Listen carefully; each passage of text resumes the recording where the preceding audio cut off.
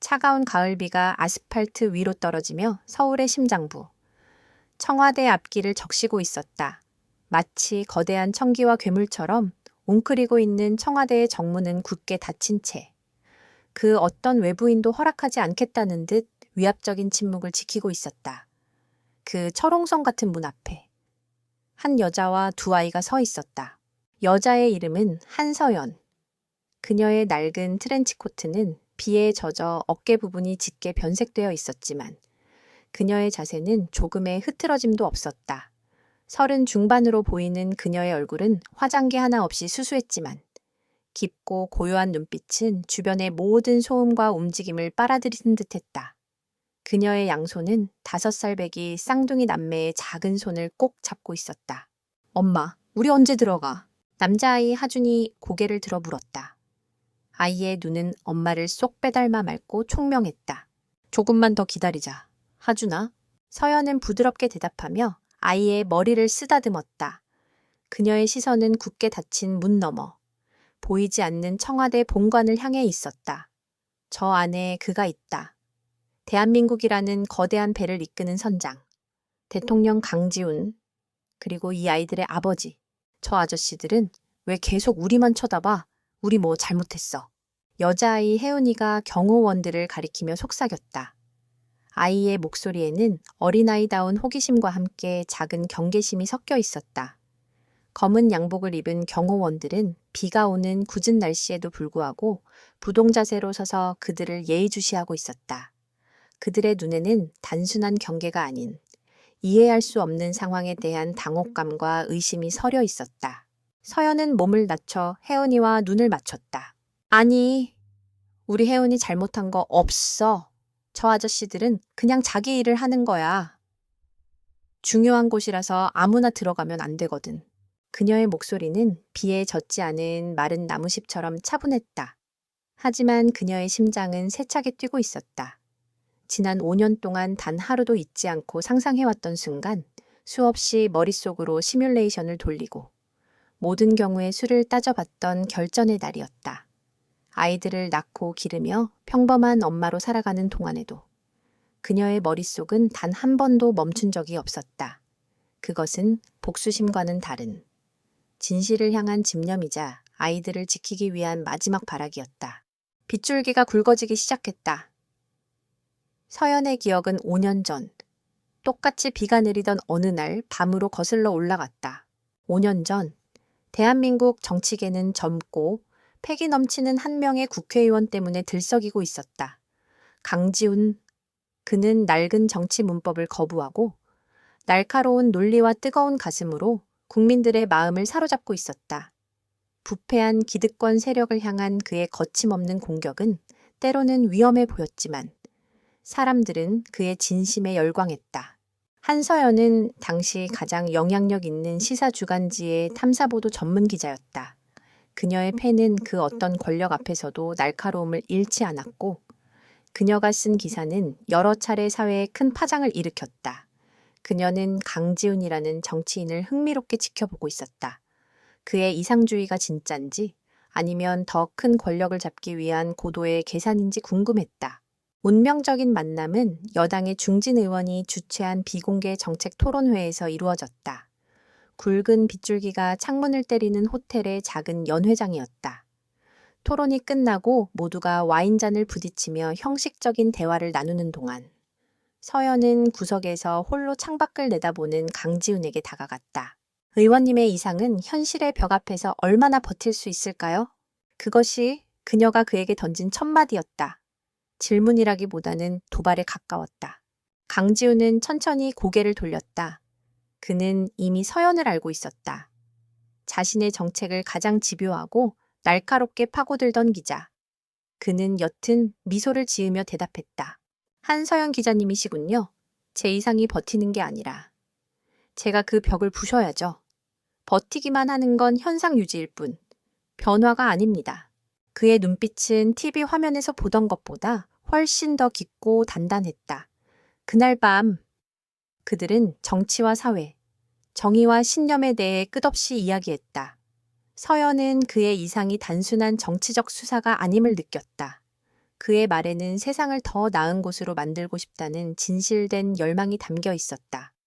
강지훈 역시 자신의 생각을 이토록 정확하게 꿰뚫어보고 때로는 더 날카로운 반론을 제기하는 서연에게 강하게 끌렸다. 대화는 연회장을 나와 호텔 바로 옮겨졌고 시간은 멈춘 듯 흘러갔다.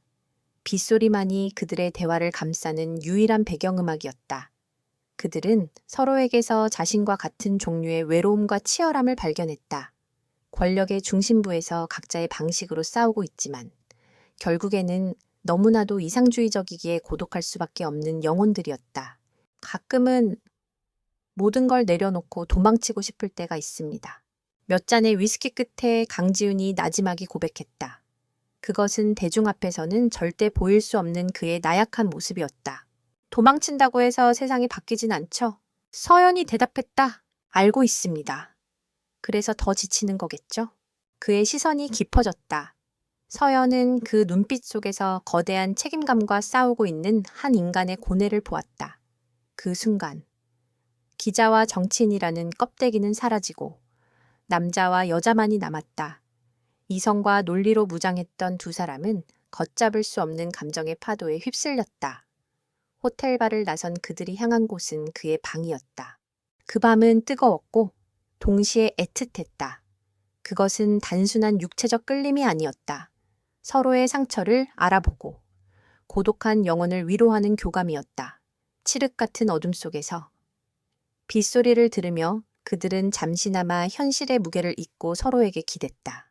하지만 아침이 밝아왔을 때 현실은 어김없이 찾아왔다.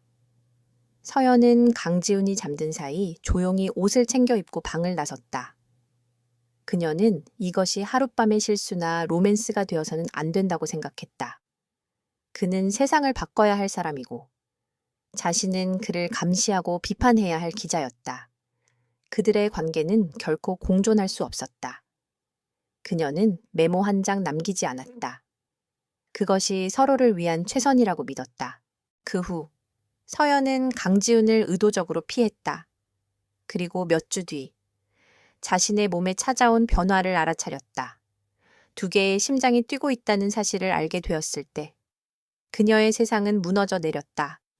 아이들의 아버지는 대한민국에서 가장 주목받는 정치인이었고 그의 앞길은 창창했다.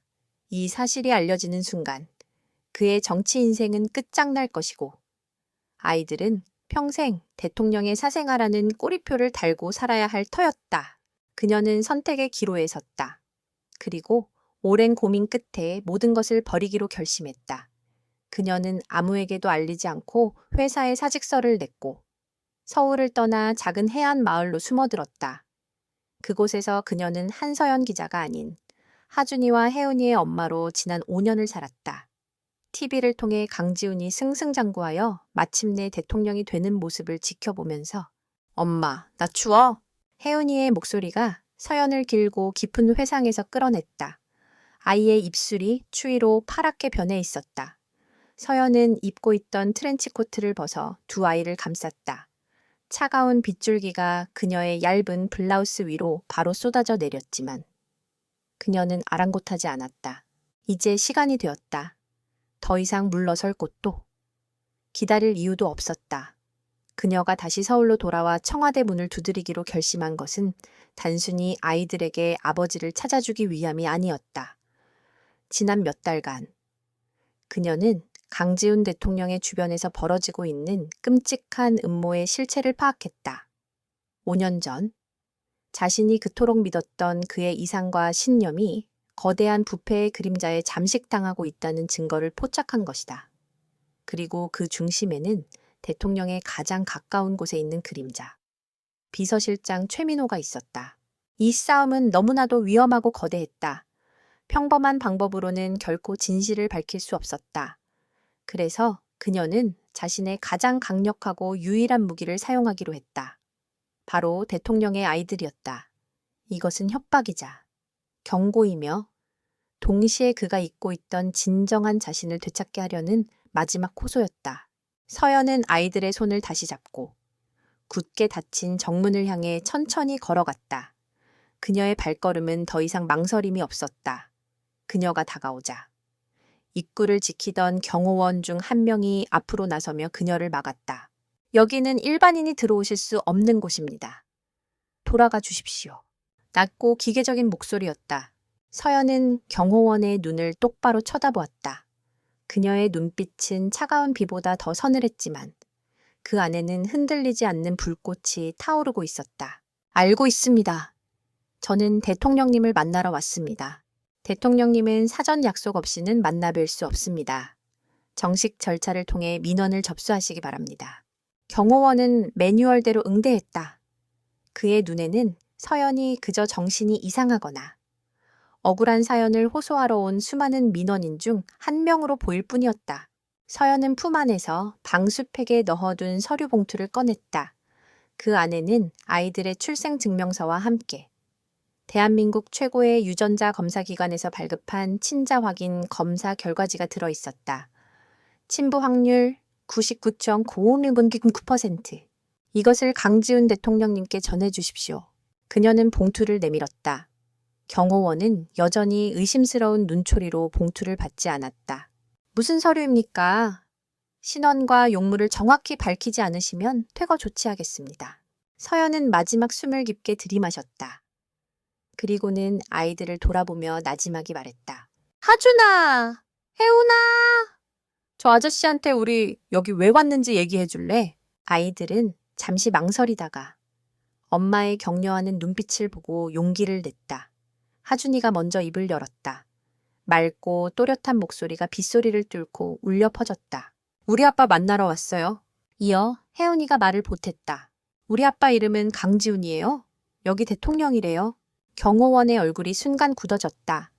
그는 황당한 아이들의 말에 잠시 할 말을 잃었다. 하지만 서연의 얼굴에는 그 어떤 거짓이나 장난기도 찾아볼 수 없었다. 오직 진실만이 가진 무거운 힘이 그녀를 감싸고 있을 뿐이었다. 서연은 다시 한번 봉투를 내밀며 결정적인 한마디를 내뱉었다. 이 아이들이 대통령님의 자녀라는 증거입니다. 전해주십시오. 그러면 제 용무가 무엇인지 아시게 될 겁니다. 상황은 이제 단순한 민원을 넘어섰다. 경호원은 직감적으로 이것이 자신이 함부로 판단하고 처리할 수 있는 일이 아님을 깨달았다. 그는 굳은 표정으로 옆에 있던 동료에게 귓속말을 했고 동료는 급히 무정의를 꺼내 들었다. 빗줄기는 점점 더 거세지고 있었다. 청와대의 거대한 청기와 지붕 위로 떨어진 빗물이 낙숫물이 되어 떨어졌다. 한서연은 두 아이를 품에 꼭 껴안은 채 5년이라는 긴 시간을 넘어 마침내 열리기 시작하는 거대한 문을 조용히 응시하고 있었다. 폭풍이 시작되고 있었다. 청와대 본관의 대통령 집무실은 거대한 침묵에 잠겨 있었다. 창밖의 빗소리마저 이 방의 묵직한 공기를 뚫지 못하는 듯했다. 방 안의 모든 것은 최고를 지향했다. 윤기가 흐르는 마호가니 책상, 한쪽 벽면을 가득 채운 책장에는 법률, 역사, 철학 서적이 빽빽이 꽂혀 있었고 다른 쪽 벽에는 역대 대통령들의 초상화 대신 추상적인 현대 미술 작품이 걸려 있었다. 전통적인 권위와 현대적인 실용주의가 공존하는 이 방의 주인인 강지훈 대통령을 닮은 공간이었다. 강지훈은 책상 뒤 가죽 의자에 앉아 있었다. 그의 시선은 책상 건너편 소파에 앉은 한서영과 그 양옆에 꼭 붙어 앉은 두 아이에게 고정되어 있었다. 그는 대한민국이라는 거대한 배의 방향키를 쥔 사람이었다. 매일 수십 건의 보고서를 읽고 수백 명의 사람을 상대하며 국가의 명운이 걸린 결정을 내렸다. 그의 감정은 언제나 철저히 통제되었고 그 어떤 위기 상황에서도 평정심을 잃지 않는 것으로 유명했다. 하지만 지금 그의 머릿속은 하얗게 비어 있었다. 5년 전 그저 하룻밤의 인연으로 스쳐 지나갔다고 믿었던 여자가 자신의 아이들을 데리고 눈앞에 나타났다. 아이들의 얼굴은 거짓말을 할 수 없었다. 자신을 꼭 닮은 눈매, 고집스러워 보이는 인매, 심지어 무언가에 집중할 때 미간을 살짝 찌푸리는 버릇까지. 그것은 부인할 수 없는 자신의 흔적이었다. 그의 심장이 세차게 뛰기 시작했다. 이것은 정치적 스캔들이나 약점의 문제가 아니었다. 그의 존재 자체를 뒤흔드는 근원적인 충격이었다. 지난 5년, 그는 오직 앞만 보고 달려왔다. 스스로를 채찍질하며 더 높은 곳을 향해 더 큰 개혁을 위해 모든 것을 바쳤다. 그 과정에서 잃어버린 것, 혹은 애써 외면했던 것들이 너무나도 많았다. 그런데 지금 그가 외면했던 과거가 살아 숨쉬는 생명체가 되어 그의 앞에 앉아 있었다. 오랜만입니다. 의원, 아니, 대통령님. 서연이 먼저 침묵을 깼다. 그녀의 목소리는 5년 전과 똑같이 차분하고 명료했다. 하지만 그 목소리에는 세월의 무게가 더해져 있었다. 강지우는 마른 입술을 열었다. 어떻게 된 일입니까? 한 기자님. 그의 목소리가 미세하게 떨렸다. 그 순간 집무실 안쪽에 그림자처럼 서 있던 남자가 한 걸음 앞으로 나섰다. 대통령 비서실장 최민호였다. 그는 강지훈의 정치 입문 시절부터 함께한 최측근이자 청와대의 모든 권력이 그를 통해 움직인다고 할 정도로 막강한 실세였다. 대통령님, 잠시만. 최민호는 강지훈의 말을 정중하지만 단호하게 끊었다. 그의 날카로운 눈은 서연과 아이들을 마치 위험 물질을 다루듯 훑었다. 그의 머릿속은 이미 초고속으로 회전하고 있었다. 이 상황의 위험성, 파급력, 그리고 해결책. 그에게 이 여자는 과거의 인연이 아니었고 저 아이들은 대통령의 핏줄이 아니었다. 그저 제거해야 할 정무적 리스크. 그 이상도 이하도 아니었다. 한서연 씨, 맞으시죠? 전 탐사보도 전문기자. 5년 전 갑자기 모든 활동을 중단하고 잠적하셨더군요. 최민호의 목소리는 부드러웠지만 얼음장처럼 차가웠다. 그는 서연에게 다가가며 말을 이었다. 이런 식으로 청와대에 무단으로 들어와 대통령님을 위협하는 것은 그냥 넘어갈 수 없는 문제입니다. 무슨 목적으로 오셨는지 명확히 밝히시죠. 돈입니까? 아니면 다른 무언가를 요구하러 오셨습니까? 그의 말은 명백한 협박이었다. 그는 서연을 돈을 노리고 접근한 파렴치한 여자로 몰아가려 했다. 그렇게 프레임을 씌워야 이 사태를 가장 쉽고 빠르게 처리할 수 있었다. 하지만 서연은 조금도 동요하지 않았다. 그녀는 최민호를 쳐다보지도 않고 오직 강지훈만을 응시했다. 제 대화 상대는 대통령님입니다. 비서실장님께서는 잠시 자리를 비켜주셨으면 합니다. 그것은 정중한 요청의 형태를 띤 명백한 무시였다. 최민호의 눈썹이 순간 꿈틀했다. 감히 자신의 권위에 정면으로 도전하는 여자는 처음이었다. 지금 여기가 어디라고 생각하십니까? 대통령님의 안위와 관련된 모든 것은 제 책임에 있습니다. 당신의 신원과 목적이 불분명한 이상 당신은 잠재적 위험 요소일 뿐입니다. 최민호의 목소리가 높아졌다. 그 기세에 아이들이 놀라 서연의 옷자락을 더욱 꽉 붙잡았다. 혜은이의 눈에는 눈물이 그렁그렁 맺혔다. 그 모습을 본 강지훈이 마침내 입을 열었다. 최 실장, 그만하게. 강지훈의 목소리는 낮았지만 그 안에는 대통령으로서의 무게가 실려 있었다. 최민호는 순간 멈칫하며 강지훈을 돌아보았다. 그의 눈에는 대통령님, 지금 제정신이십니까? 라는 질책이 가득했다. 강지훈은 최민호의 시선을 피하며 서연에게 말했다. 아이들이 놀랍니다. 일단 하고 싶은 이야기를 들어보겠습니다. 서연은 말없이 고개를 끄덕였다. 그리고는 자리에서 일어나 강지훈의 책상으로 다가갔다. 그녀의 손에는 아까 경호원에게 보여주었던 방수팩이 들려 있었다. 그녀는 그것을 조용히 책상 위에 올려놓았다. 묵직한 마호가니 책상 위로 떨어진 물방울이 작은 얼룩을 만들었다. 강지훈의 시선이 봉투로 향했다. 그는 떨리는 손으로 봉투를 열었다. 가장 먼저 나온 것은 두 아이의 출생증명서였다.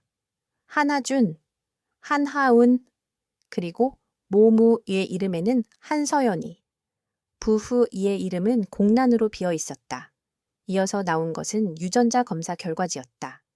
그는 복잡한 수치들을 지나쳐 가장 아래에 있는 결론을 보았다.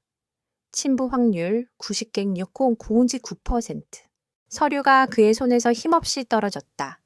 그것은 그의 사형 선고문이자 동시에 지난 5년간 그가 알지 못했던 삶의 일부였다. 이제 믿으시겠습니까? 서연이 나지막이 물었다. 강지훈은 고개를 들지 못했다. 그는 아이들을 볼 자신이 없었다. 자신이 저지른 하룻밤의 결과가 자신의 피를 물려받은 두 생명이 저렇게 해맑은 눈으로 자신을 바라보고 있다는 사실을 감당하기 어려웠다. 그때 최민호가 다시 나섰다. 그는 떨어진 서류를 주워들고는 훑어보더니 경멸적인 웃음을 흘렸다. 요즘 세상에 이런 서류 하나 위조하는 게 어려운 일일까요, 설령. 이게 사실이라고 해도. 그래서 뭘 원하십니까? 거액의 양육비, 아니면 너 퍼스트레이디 자리라도 노리시는 겁니까? 최민호의 말은 독화살처럼 날아와 서연에게 박혔다. 하지만 서연은 눈 하나 깜짝하지 않았다. 그녀는 이제 강지훈이 아닌 최민호를 정면으로 마주 보았다. 두 사람의 시선이 허공에서 부딪혔다. 한쪽은 모든 것을 잃게 할 수 있다는 오만한 권력의 눈빛이었고, 다른 한쪽은 더 이상 잃을 것이 없다는 자의 단단한 눈빛이었다. 돈이었다면 이런 무모한 방법으로 찾아오지 않았을 겁니다. 조용히 변호사를 통해 접촉했겠죠. 그리고 비서실장님, 당신의 그 오만한 상상력으로는 제가 원하는 것을 절대 짐작할 수 없을 겁니다. 서연은 다시 강지훈을 향해 몸을 돌렸다. 대통령님께 요구사항이 있습니다. 돈이나 지위와는 아무런 상관이 없는 오직 대통령의 권한으로만 해결할 수 있는 일입니다. 모두의 시선이 그녀에게 쏠렸다. 강지훈은 마침내 고개를 들었고 최민호는 팔짱을 낀 채 비웃음에 가까운 표정으로 그녀를 지켜보았다. 어떤 터무니없는 요구가 나올지 기대하는 눈치였다. 서연은 숨을 한번 골랐다. 그리고 또렷한 목소리로 말했다. 현재 추진 중인 서해안 신항만 개발 사업을 즉각 중단하고 사업 타당성부터 시작해 모든 과정을 원점에서 재검토해 주십시오. 그 말이 나오는 순간 집무실의 공기가 얼어붙었다. 강지훈의 눈이 커졌다. 서해안 신항만 개발 사업은 현 정부의 가장 중요한 국책 사업 중 하나였다. 엄청난 예산이 투입되고 수많은 기업과 정치인들의 이해관계가 얽혀있는 거대한 프로젝트였다. 갑자기 아이들을 데리고 나타난 여자의 입에서 나올 것이라고는 상상조차 할 수 없는 이야기였다. 하지만 진짜 충격을 받은 것은 최민호였다. 그의 얼굴에서 처음으로 여유로운 표정이 사라졌다. 그의 동공과 미세하게 흔들렸다. 서해안 신항만 개발 사업은 표면적으로는 국토 균형 발전을 위한 사업이었지만 실질적으로는 그의 정치 자금을 만들어내는 거대한 저수지였다. 모든 인허가 과정과 건설사 선정에 그가 깊숙이 개입해 있었고 그 사실은 대통령인 강지훈조차 모르는 비밀이었다. 그런데 이 여자가 5년 동안 사라졌던 이 여자가 어떻게 그 사업을 정확히 지목한 것인가? 최민호는 본능적인 위협을 느꼈다. 이 여자는 그저 돈을 뜯어내러 온 불청객이 아니었다. 명확한 목적을 가지고 자신의 심장부를 겨누고 있었다. 지금 무슨 뚱딴지 같은 소리를 하는 겁니까? 최민호가 애써 평정을 되찾으려 하며 말했다. 그의 목소리는 이전보다 훨씬 더 날카로워져 있었다. 한낱 민간인이 국가 백년대계를 논하는 것이 가당키나 하다고 생각하십니까? 당신이 그 사업에 대해 뭘 안다고 그런 만건을 하는 겁니까? 제가 뭘 아는지는 중요하지 않습니다. 서연은 최민호의 격앙된 반응을 예상했다는 듯 차분하게 말을 받았다. 중요한 것은 대통령의 아이들을 낳은 여자가 이런 요구를 하고 있다는 사실입니다. 이 요구가 받아들여지지 않는다면 저는 아이들의 손을 잡고 이 자리에서 나가 청와대 정문 앞에서 기자회견을 할 겁니다. 이 서류와 함께 말이죠. 그렇게 되면 과연 국민들은 서해안 신항만 사업과 제 요구를 아무 관련 없는 일이라고 생각할까요? 아니면 대통령이 무언가 거대한 비리를 덮기 위해 자신의 아이들까지 외면하고 있다고 생각할까요? 그것은 완벽한 한 수였다. 서연은 자신의 가장 큰 약점인 아이들을 가장 강력한 무기로 바꿔버렸다. 그녀는 돈을 요구하지 않음으로써 자신의 진정성을 증명했고 동시에 국책 사업을 걸고 넘어짐으로써 이 문제를 단순한 스캔들이 아닌 거대한 권력형 비리 의혹으로 판을 키워버렸다. 강지훈은 혼란스러웠다.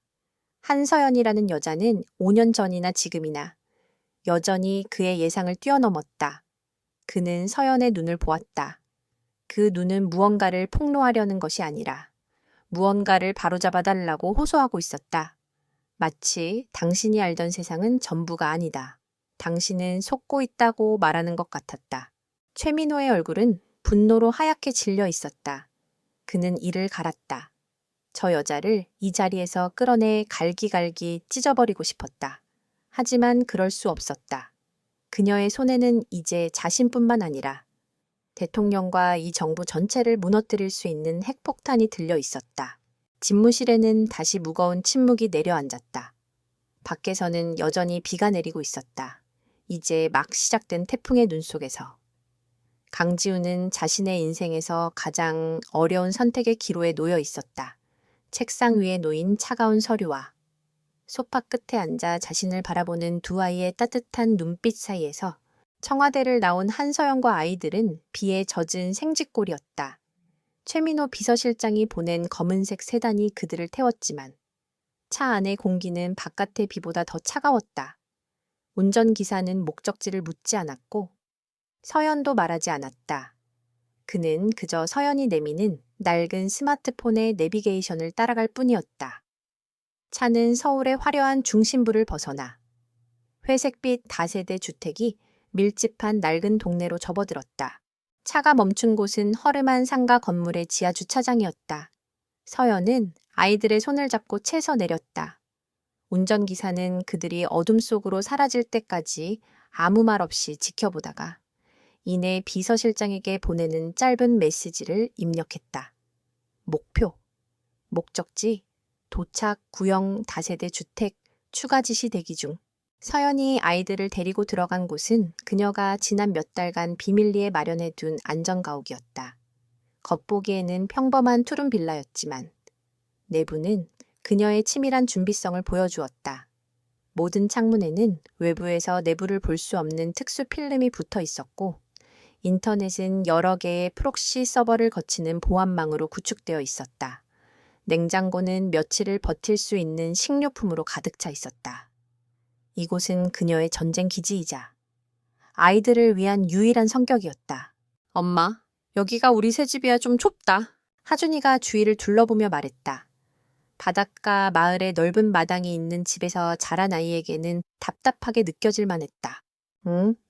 당분간만 여기서 지낼 거야. 우리 하준이랑 혜운이가 엄마를 도와줘야 해. 알았지? 서연은 아이들을 따뜻한 물로 씻기고 새 옷으로 갈아입혔다. 저녁 식사를 준비하는 그녀의 등 뒤로 TV 뉴스에서는 어김없이 강지훈 대통령의 얼굴이 나오고 있었다. 그는 경제단체장들과의 간담회에서 흔들림 없는 모습으로 경제 위기 극복을 역설하고 있었다. 불과 몇 시간 전 자신의 사적인 폭풍의 한가운데서 흔들리던 남자의 모습은 어디에도 없었다. 서연은 쓴웃음을 지으며 TV를 껐다. 같은 시각 청와대 비서실장실은 보이지 않는 전쟁의 서막을 알리는 긴장감으로 가득 차 있었다. 최민호는 책상에 앉아 통화하고 있었다.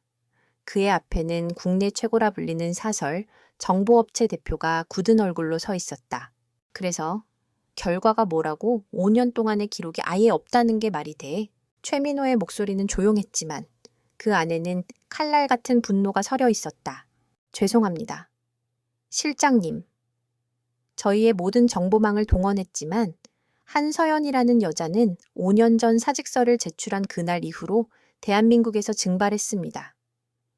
금융거래, 통신기록, 의료기록, 출입국 기록, 그 무엇도 없습니다. 유령처럼 사라졌습니다. 유령 사람이 어떻게 유령이 되나 현금만 쓰고 대포폰만 쓰고 병원도 안 갔다는 건가 아이 둘을 낳았는데. 출생신고는 어떻게 했지? 그게 이상한 점입니다.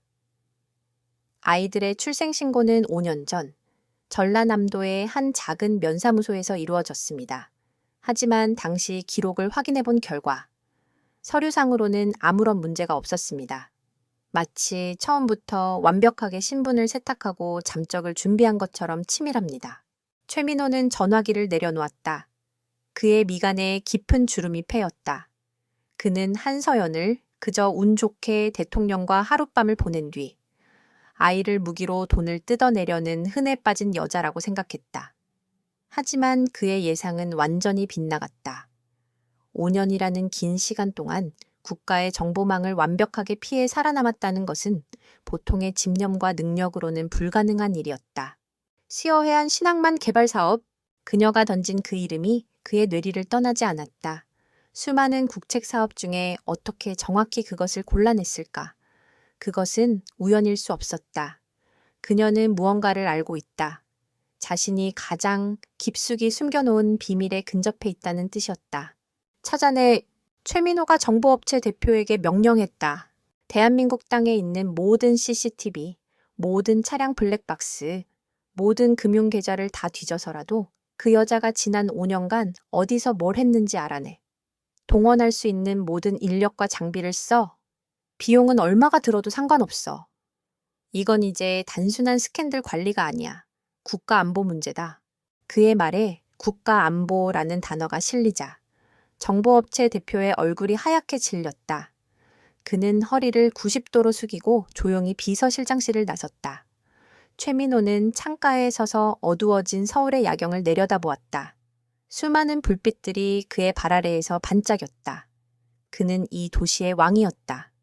감히 자신의 영역에 침범한 저돌적인 암사자 한 마리쯤은 얼마든지 짓밟아 버릴 수 있다고 생각했다. 그의 오만함은 아직 상처 입지 않았다. 다음 날 새벽, 안전가옥의 작은 방에서 서연은 낡은 노트북을 켰다. 아이들은 아직 깊은 잠에 빠져 있었다. 그녀는 여러 단계의 보안 프로그램을 실행한 뒤 암호화된 이메일 계정에 접속했다. 그리고 짧은 메시지를 작성하기 시작했다. 수신이는 선배라고만 저장되어 있었다. 그는 서연이 기자 시절 가장 믿고 따르던 선배 기자였지만 언론사의 부패에 환멸을 느끼고 지금은 작은 IT 보안 업체를 운영하며 조용히 살고 있었다. 선배, 저 서연이에요. 도움이 필요해요. 몇 분 지나지 않아 답장이 왔다. 네요. 살아있었구나. 이게 몇 년 만이냐? 얘기하자면 길어요. 부탁 하나만 들어주세요. 제가 보내는 이 자료. 야당의 김 의원실에 익명으로 제보해 주세요. 출처는 절대 저라는 걸 알아서는 안 돼요. 서연이 첨부한 파일은 아주 간단한 문서였다. 서해안 신항만 개발 사업 부지로 선정된 간척지의 등기부 등본과 토지 이용 계획 변경안이었다. 그 자체만으로는 아무런 문제가 없어 보이는 공문서였다. 하지만 그녀는 문서의 특정 부분에 붉은색으로 표시를 해두었다. 바로 토지 소유주인 유성개발이라는 페이퍼 컴퍼니의 이름과 불과 1년 전 농업용지였던 그 땅이 갑자기 상업 및 항만 부지로 용도 변경된 날짜였다. 이게 다야 이걸로 뭘 어쩌라는 거지? 선배의 답장이 돌아왔다. 선배는 그냥 전달만 해주세요. 김 의원은 탐사보도 기자 출신이라 이 떡밥을 물면 절대 놓치지 않을 거예요. 유성개발의 실소유주가 누군지만 파고들면 아주 재미있는 그림이 나올 테니까. 서연은 이 자료를 찾아내기 위해 지난 1년간 수천 페이지의 관련 문서를 분석하고 수십 개의 유령한 회사를 추적했다. 그리고 마침내 유성개발의 자금 흐름 끝에 최민우 비서실장의 처남 이름이 있다는 것을 확인했다. 이것은 거대한 빙산의 일각에 불과했지만 전쟁의 첫 번째 총알로는 충분했다.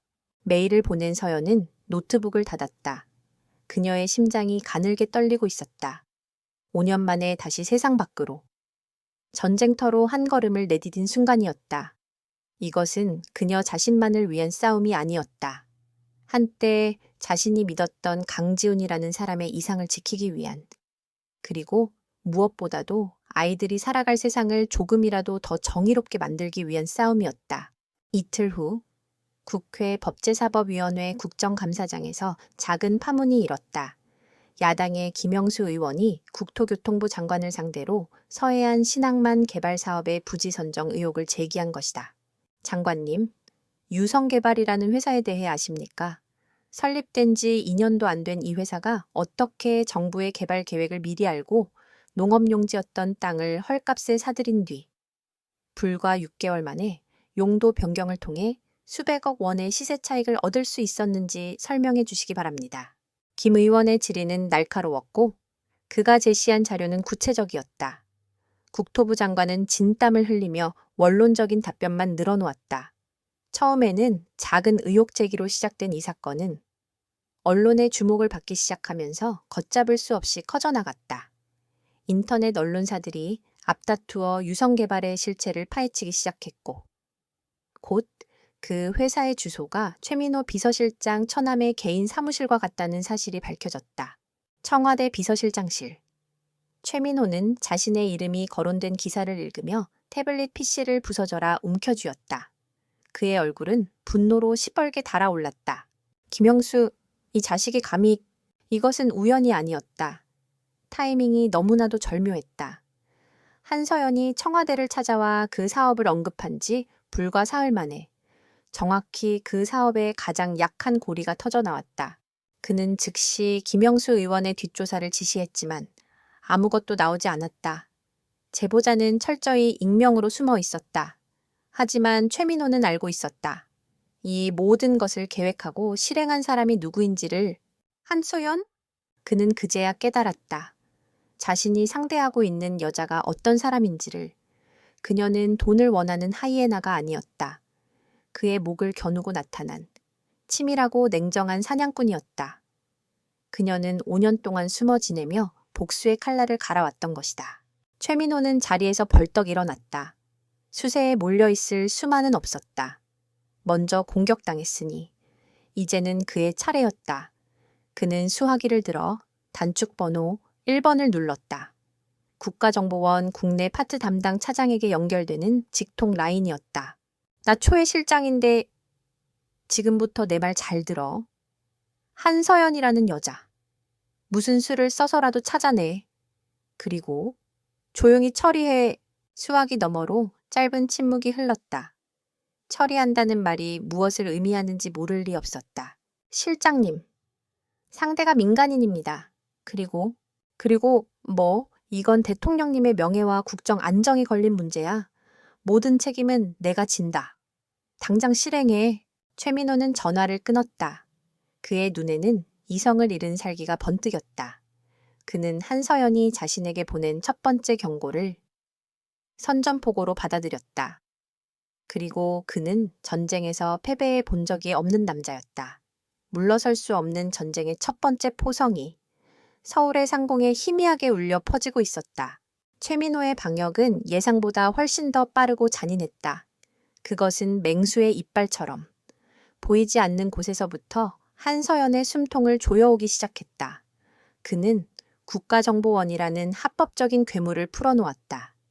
국가안보라는 명분 아래 그들은 한서연이라는 개인의 삶을 낱낱이 해부하고 파괴할 수 있는 무소불위의 권력을 휘둘렀다.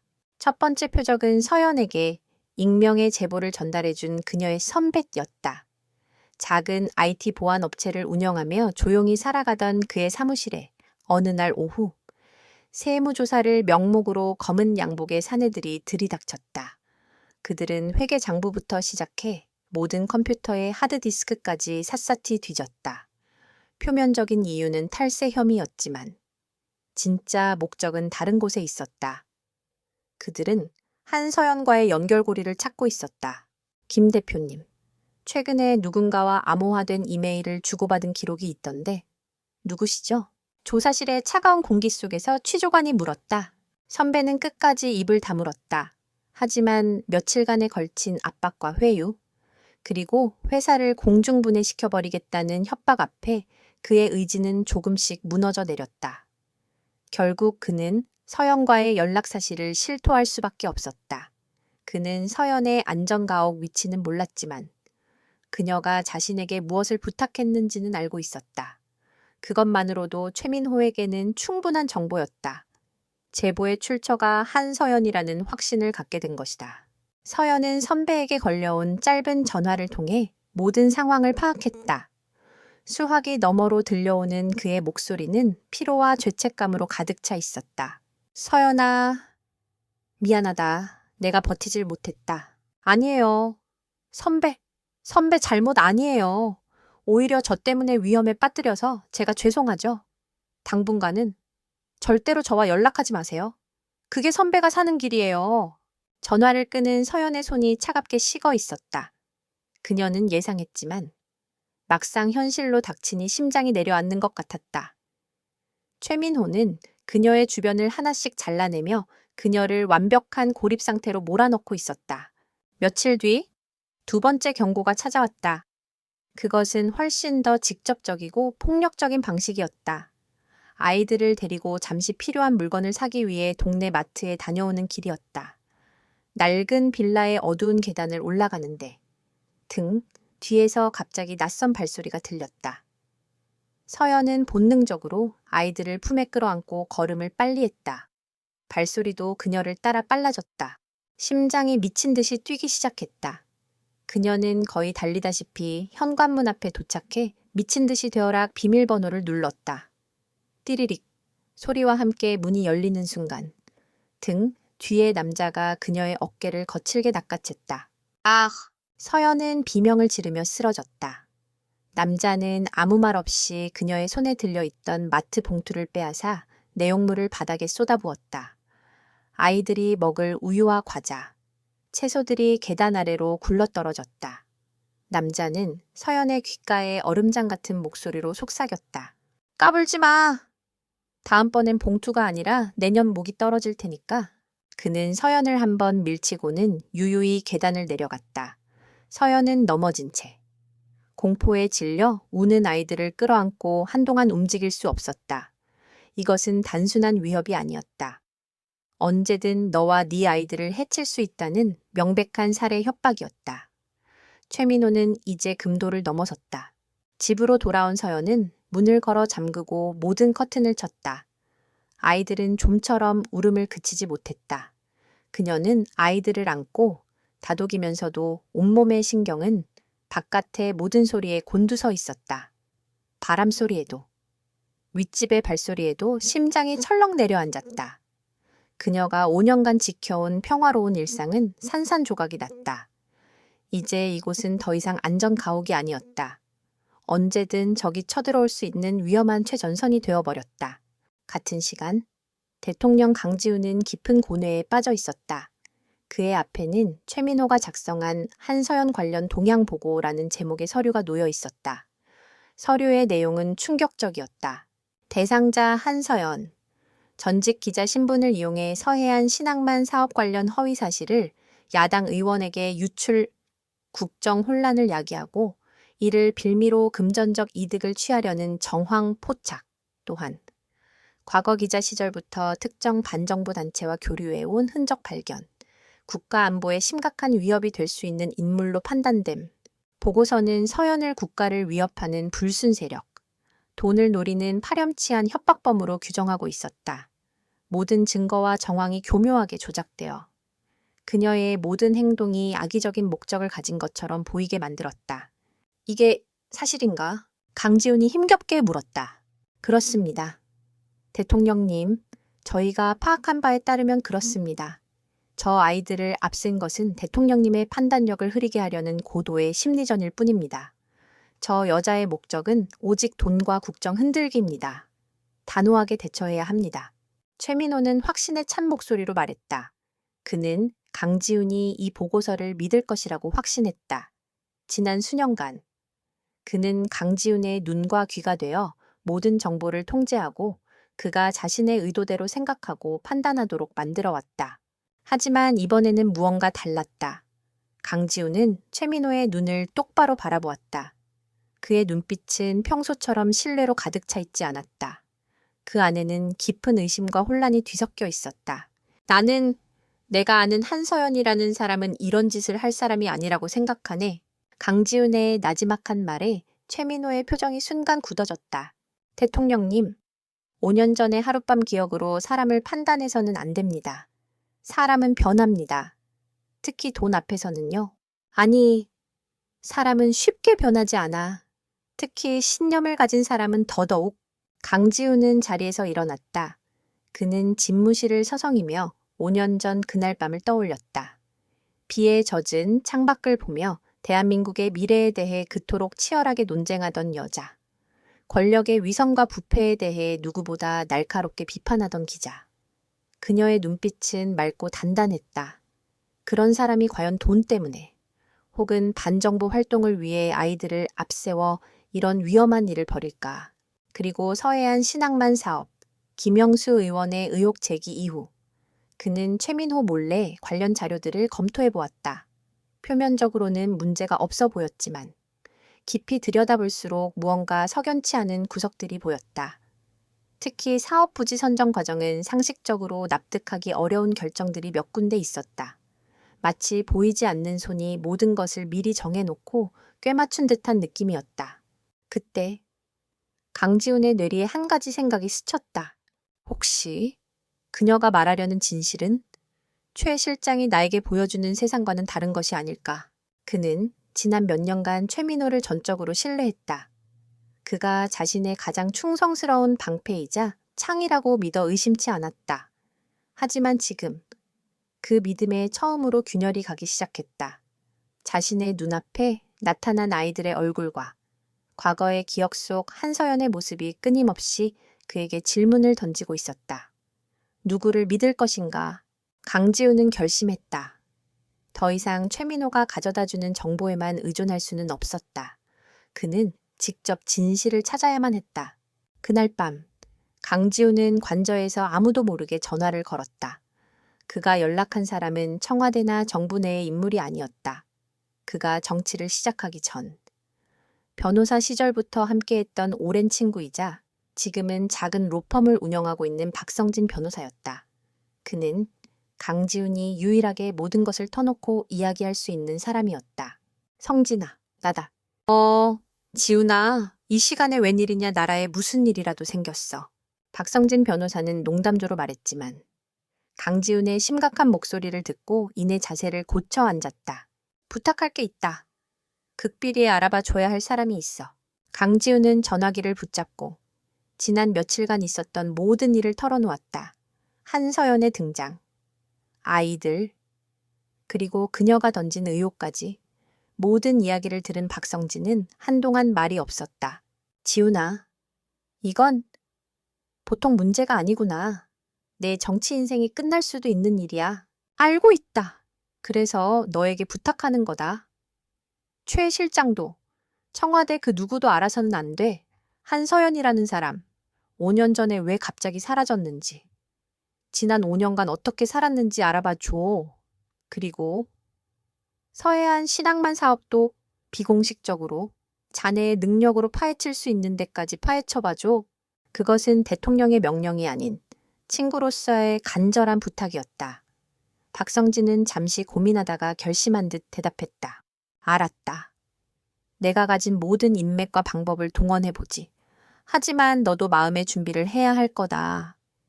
진실은 때로는 아주 고통스러운 모습일 수 있으니까. 전화를 끄는 강지훈은 창밖의 어둠을 바라보았다. 그는 이제 막 거대한 안개의 숲으로 첫 발을 내디뎠다. 그 끝에 무엇이 있을지는 알 수 없었다. 하지만 그는 더 이상 도망치거나 외면하지 않기로 했다. 자신의 과거와 마주하고 진실을 대면하기로 결심했다. 대통령으로서가 아니라 한 남자로서, 그리고 두 아이의 아버지일지도 모르는 한 인간으로서. 보이지 않는 전쟁은 이제 새로운 국면으로 접어들고 있었다. 한쪽에서는 상대를 파괴하려는 음모가, 다른 한쪽에서는 진실을 찾으려는 고독한 추적이 시작되고 있었다. 공포는 사람을 무력하게 만들기도 하지만 때로는 잠자고 있던 야성을 깨우기도 한다. 한서연에게 그날 계단에서의 습격은 후자였다. 아이들의 겁에 질린 울음소리는 그녀의 심장에 박힌 비수가 되었고 그 고통은 모든 두려움을 집어삼키는 분노로 변모했다. 최민호는 선을 넘었다. 이제 이 싸움은 더 이상 진실을 밝히는 정의의 문제가 아니었다. 그녀의 아이들을 지키기 위한 생존의 문제. 목숨을 건 전쟁이 되었다. 그녀는 더 이상 수동적으로 경고만 날리는 방식으로는 이길 수 없다는 것을 깨달았다. 최민호라는 거대한 성을 무너뜨리기 위해서는 성벽을 흔드는 작은 돌멩이가 아니라 성의 심장부에서 터지는 강력한 폭탄이 필요했다. 그러기 위해서는 더 깊고 더 확실한 증거, 그의 모든 돈줄과 인맥을 한눈에 보여주는 지도가 필요했다. 서연은 밤늦게 아이들을 재우고 모자와 마스크로 얼굴을 가린 채 안전가옥을 빠져나왔다. 그녀가 향한 곳은 집에서 몇 정거장 떨어진 24시간 PC방이었다. 어두컴컴한 실내에는 게임에 몰두한 젊은이들의 열기와 기계음만이 가득했다. 그녀는 가장 구석진 자리에 앉아 미리 준비해온 USB를 꽂았다. 그 안에는 다중 프록시와 가상 사설망을 통해 자신의 IP를 세탁하는 프로그램이 들어 있었다. 몇 단계의 복잡한 우회 접속 끝에 그녀는 일반적인 인터넷으로는 접근할 수 없는 어둠의 세계, 다크웹의 한 포럼에 접속했다. 그녀가 찾고 있는 아이디는 하데스 하데. 몇 년 전, 그녀가 기자 시절 정부와 대기업의 보안망을 농락했던 천재 해커를 취재했을 때의 닉네임이었다. 당시 그녀는 그의 천재성을 조명하면서도 그의 범죄를 미화하지 않는 균형 잡힌 기사를 썼고, 그 기사 덕분에 그는 여론의 동정을 얻어 예상보다 가벼운 처벌을 받을 수 있었다. 그는 그녀에게 빚을 졌다. 헤이디스 나야 에그리파. 아그리파는 당시 그녀가 그와 소통할 때 사용했던 가명이었다. 몇 분간의 침묵이 흘렀다. 서연은 초조하게 화면을 응시했다. 그가 기억하지 못하거나 혹은 연루되기 싫어 무시할 수도 있었다. 그때 화면에 짧은 메시지가 나타났다. 살아있었군. 기자 양반. 이번엔 또 무슨 폭탄을 터뜨리려고? 서연은 안도의 한숨을 내쉬었다. 이번 폭탄은 좀 커. 대한민국 청와대를 날려버릴 수도 있어. 흥미로운데 타겟이 누군가? 대통령 비서실장, 최민호, 그리고 그와 연결된 모든 검은 돈의 흐름. 시작점은 유성 개발이야. 화면 너머의 하데스는 잠시 말이 없었다.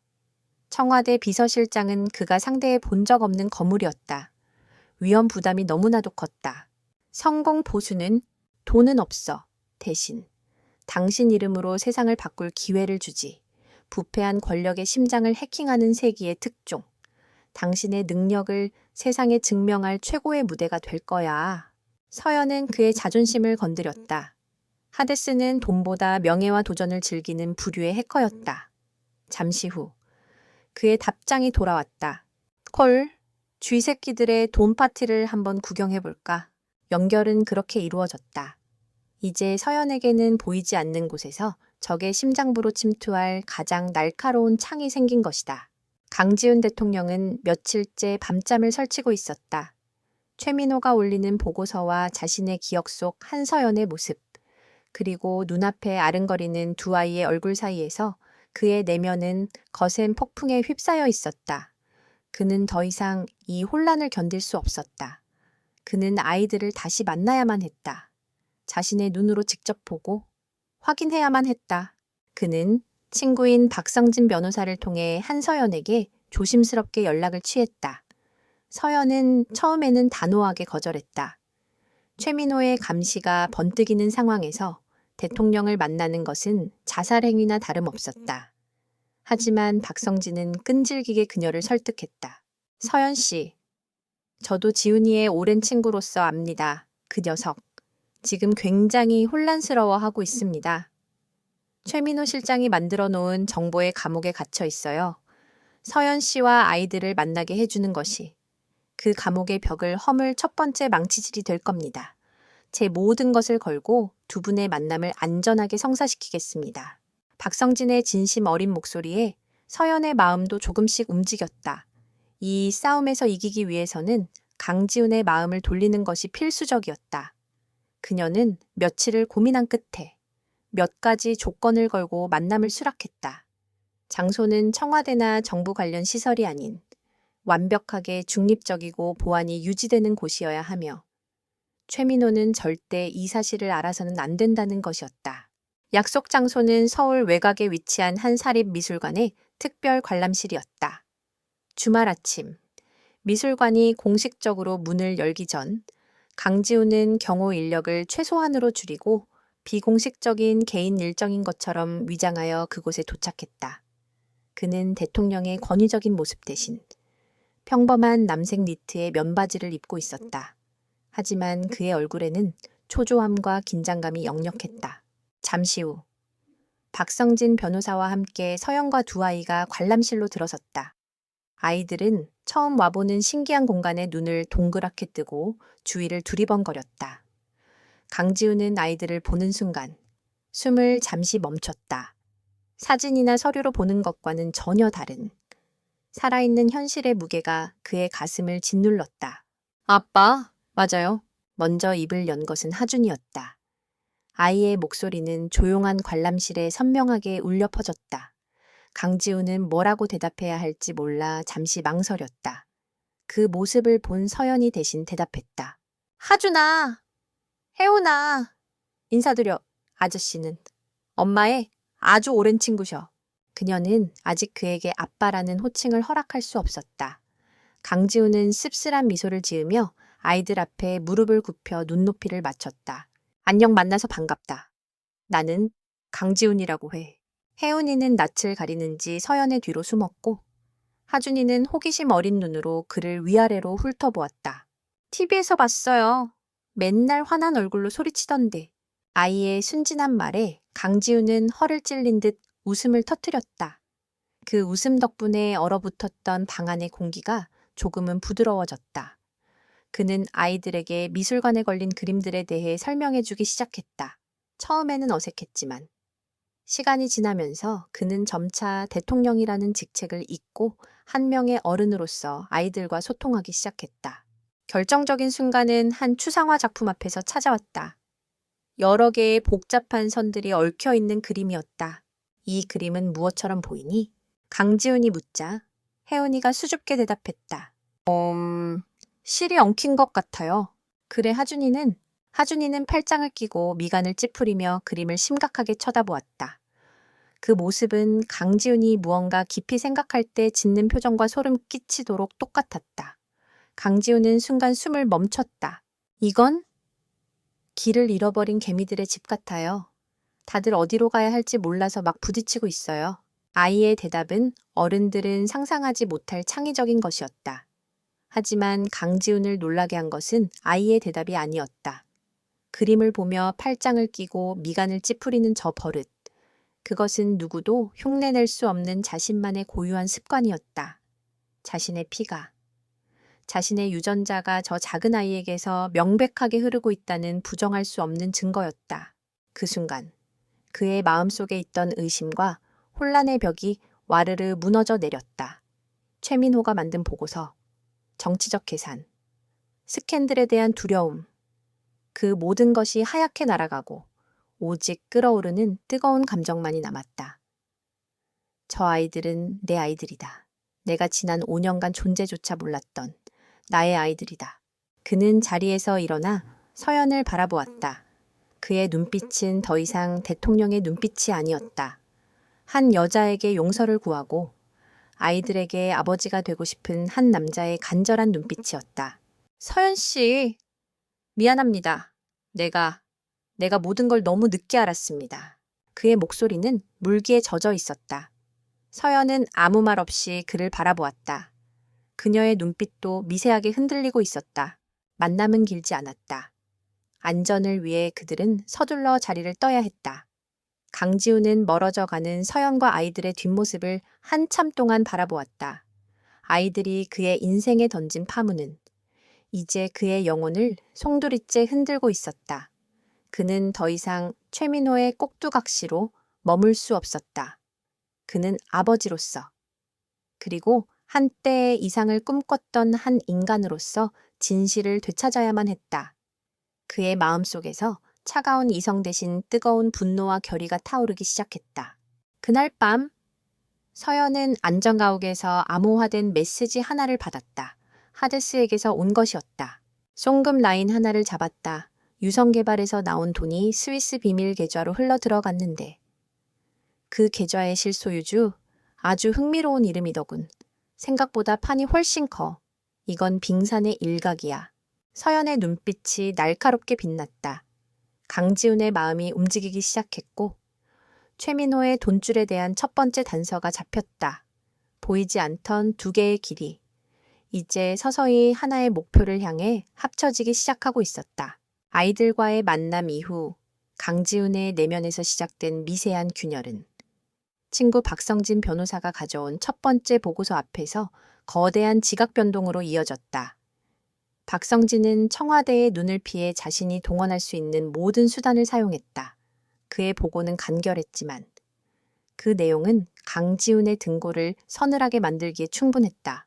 첫째, 한서연의 5년 전 사직과 잠적은 자발적인 형태를 띠고 있었으나 그 시점이 기묘했다. 그녀는 당시 최민호가 깊숙이 관여했던 한 대기업의 비자금 의혹을 파고들고 있었다. 그녀가 사직서를 내기 직전 그녀의 취재 자료가 담긴 노트북과 외장하드를 도난당하는 사건이 있었지만 어찌 된 일인지 경찰에 신고조차 하지 않고 조용히 사라졌다.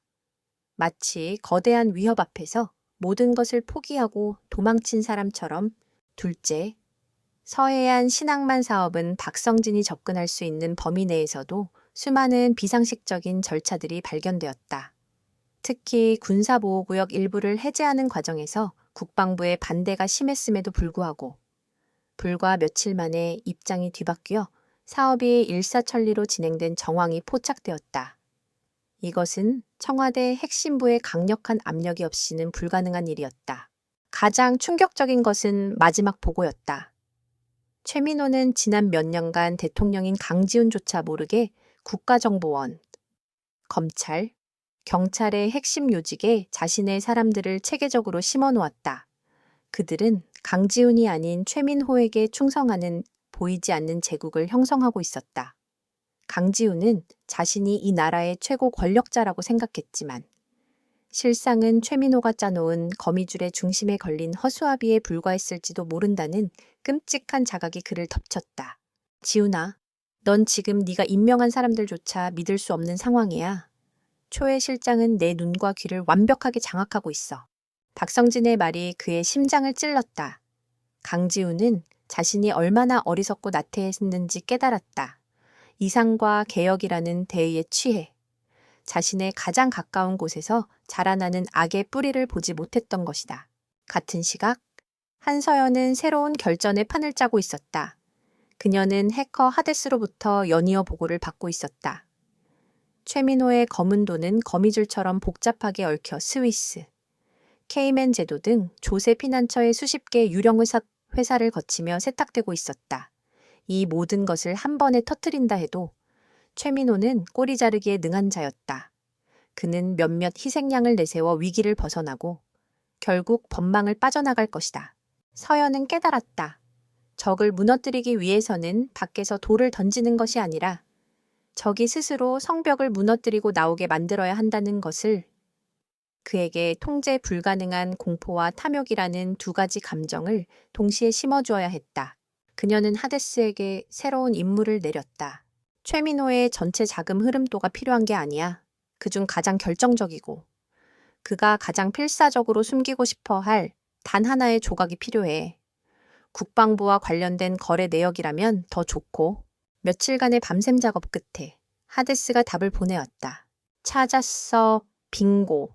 방위 산업체인 솔라리스 디펜스의 비공개 서버에서 암호화된 회계 장부를 발견했다.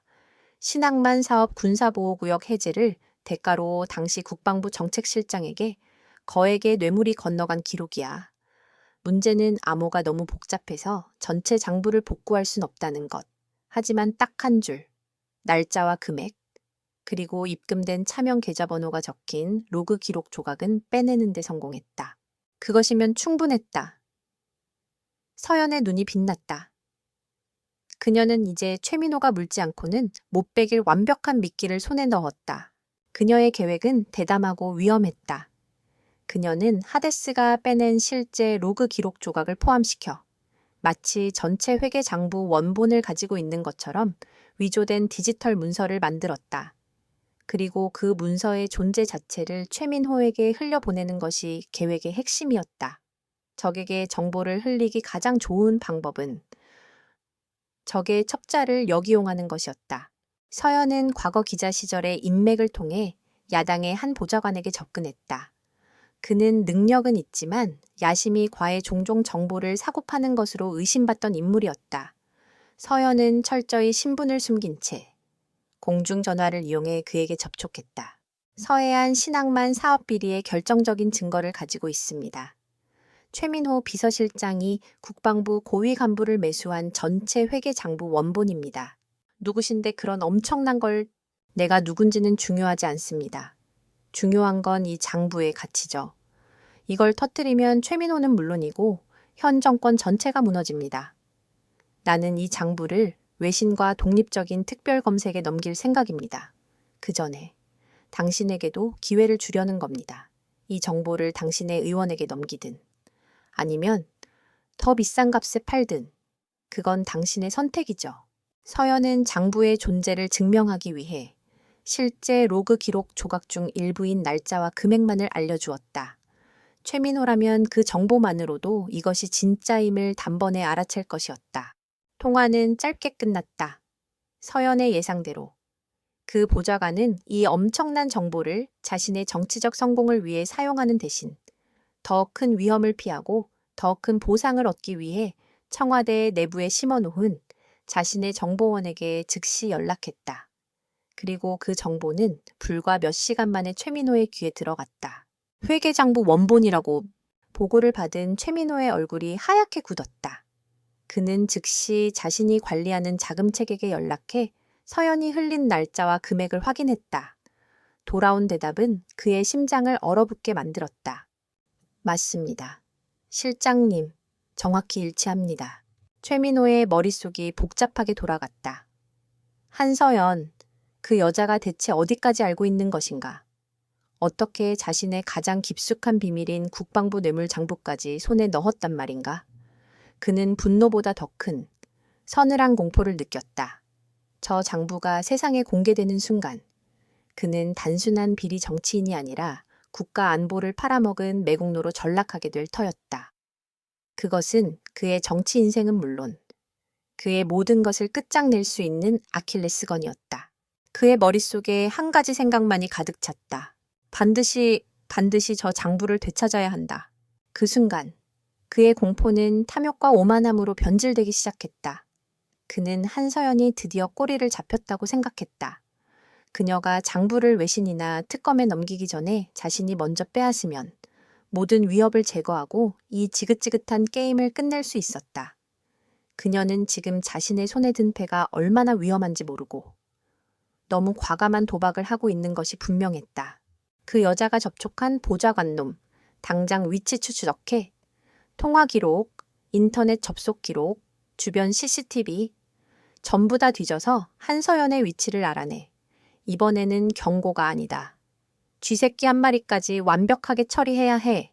최민호는 자신이 통제하는 국정원 국내 파트의 그림자팀, 알파를 움직였다. 그들은 법과 절차를 무시하고 오직 최민호의 명령에만 움직이는 비밀 실행 조직이었다. 이제 게임의 판도는 바뀌었다. 지금까지의 소극적인 방어와 경고가 아니라 모든 것을 건 총공격이었다. 최민호는 자신이 거대한 덫으로 걸어 들어가고 있다는 사실을 전혀 인지하지 못했다. 그의 눈에는 눈앞에 미끼를 물어채려는 탐욕만이 가득했다. 그의 오만함이 그의 이성을 마비시킨 것이다. 한편 강지우는 박성진 변호사의 조언에 따라 조용히 자신의 사람을 찾기 시작했다. 그는 청와대 경호처 내에서 최민호의 영향력이 가장 닿지 않는 인물을 물색했다. 바로 자신의 그림자 경호를 담당하는 이진우 경호관이었다. 그는 말이 없고 묵묵히 자신의 임무만 수행했지만 강지우는 그의 눈빛에서 흔들리지 않는 충성심을 보아왔다. 그것은 최민호 실장이 아닌 대한민국 대통령이라는 직책 그 자체에 대한 충성이었다. 어느 날 밤 관저에서 강지우는 이진우 경호관을 조용히 불렀다. 이 경호관, 나를 위해 목숨을 걸 수 있나? 그것이 저의 임무입니다. 대통령님, 최민호 실장의 명령과 내 명령이 충돌한다면 누구의 말을 따를 건가? 이진우는 한치의 망설임도 없이 대답했다. 저는 오직 대통령님께만 충성을 맹세했습니다. 강지우는 그의 어깨를 잡았다. 이제 그에게도 반격을 위한 첫 번째 칼이 생긴 것이다. 두 개의 거대한 흐름이 보이지 않는 곳에서 격돌을 준비하고 있었다. 한서연은 적을 유인할 치명적인 덫을 놓았고 최민호는 그 덫을 향해 자신의 모든 병력을 출진시켰다. 그리고 그들의 싸움을 지켜보는 강지훈은 마침내 자신의 의지를 관철할 칼을 손에 쥐었다. 폭풍이 몰려오고 있었다. 서울의 밤은 그 어느 때보다 깊고 어두웠다. 최민호의 알파팀은 유령처럼 움직였다. 그들은 한서연이 접촉했던 야당 보좌관의 모든 통신 기록과 동선을 역추적하여 마침내 그녀의 은신처로 의심되는 장소를 특정했다. 그곳은 서울 근교의 한적한 물류 창고, 단지 내에 위치한 낡은 개인 창고였다. 최민호는 그곳에 한서연과 그녀가 가진 모든 증거가 함께 있을 것이라고 확신했다. 달빛조차 구름에 가려진 칠흑 같은 밤. 완전 무장한 알파팀 대원들이 소리 없이 창고를 포위했다. 열 감지 카메라에는 창고 안에서 희미한 열원 하나가 감지되었다. 컴퓨터나 노트북 같은 전자기기에서 나오는 열이었다. 팀장의 수신에 따라. 대원들은 자물쇠를 소리 없이 절단하고 어둠 속으로 스며들었다. 창고 내부는 텅 비어 있었다. 먼지 쌓인 선반들 사이로 낡은 책상 위에 노트북 한 대가 덩그러니 놓여 있었다. 화면은 켜져 있었고 바탕화면에는 솔라리스 디펜스 최종 회계 장부라는 이름의 파일 아이콘 하나만이 존재했다. 모든 것이 한서연이 흘린 정보와 일치했다. 목표 확보, 대상자는 보이지 않음, 노트북 한 대 발견. 팀장의 보고는 암호화된 통신망을 통해 청와대 비서실장실에 앉아있는 최민호에게 실시간으로 전달되었다. 최민호의 입가에 차가운 미소가 번졌다. 한서연, 그 똑똑한 줄 알았던 여자가 결국 제 꾀에 넘어가 결정적인 증거를 이렇게 허술하게 남겨두고 도망쳤다고 생각했다. 노트북을 회수하고 그 안에 모든 데이터를 즉시 우리 쪽 보안 서버로 전송해 그리고 창고에 남아있을지 모를 모든 흔적을 완벽하게 지워. 알겠습니다. 팀장은 노트북에 보안 USB를 연결했다. 그 순간 그들의 눈에는 보이지 않는 거대한 덫이 작동하기 시작했다. 노트북에 심어져 있던 하데스의 트로이 목마 프로그램이 알파팀의 보안 네트워크에 접속하는 순간 깨어난 것이다. 그것은 파괴 프로그램이 아니었다.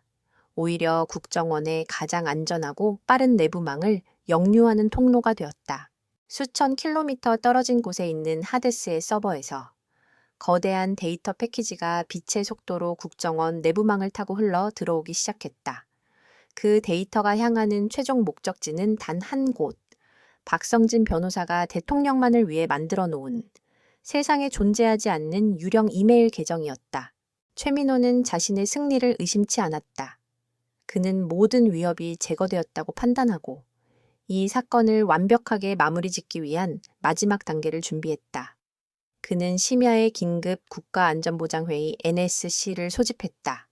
대통령에게 이번 작전에게 성공을 보고하고 한서연을 국가 안보를 위협한 반체제 인사로 공식 규정하여 공개 수배를 내리기 위함이었다.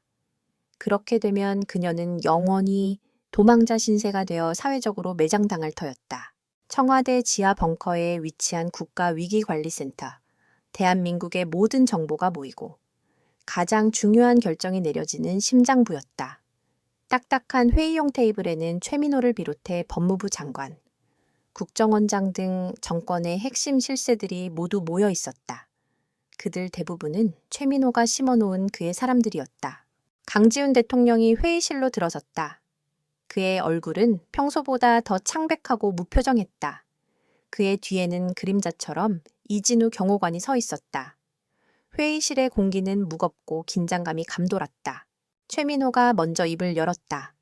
그는 이번 사태의 개요를 설명하기 시작했다. 그의 설명 속에서 한서연은 대통령의 사생활을 빌미로 국정을 농단하려 한 사악한 꽃뱀이자 북한과 연계되었을지도 모르는 위험한 간첩으로 둔갑해 있었다.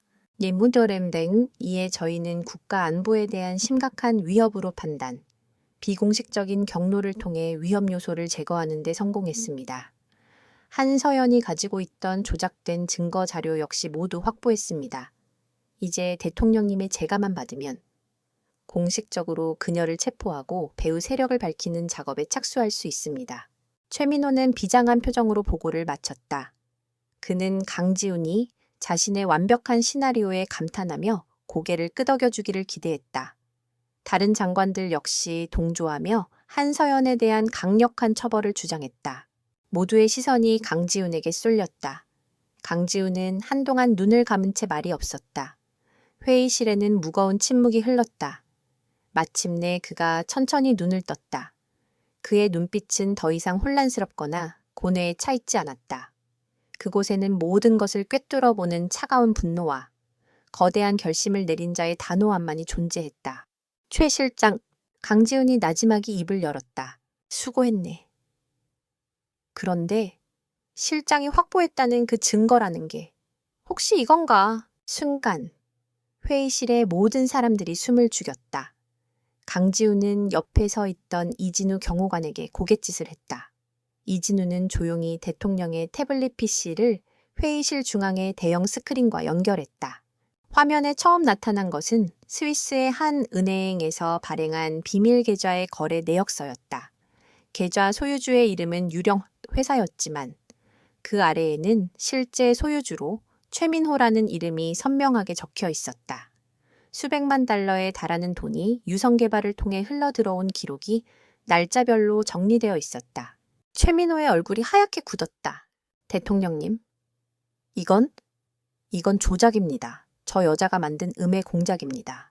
그가 다급하게 외쳤다. 하지만 강지훈은 그의 말을 들은 척도 하지 않았다. 화면은 다음으로 넘어갔다. 최민호를 정점으로 하는 거대한 조직도가 나타났다. 그의 친인척과 측근들의 이름, 그들이 소유한 유령물 회사들, 그리고 그 돈으로 매수한 정관계, 법조계, 언론계 인사들의 명단이 거미줄처럼 펼쳐졌다.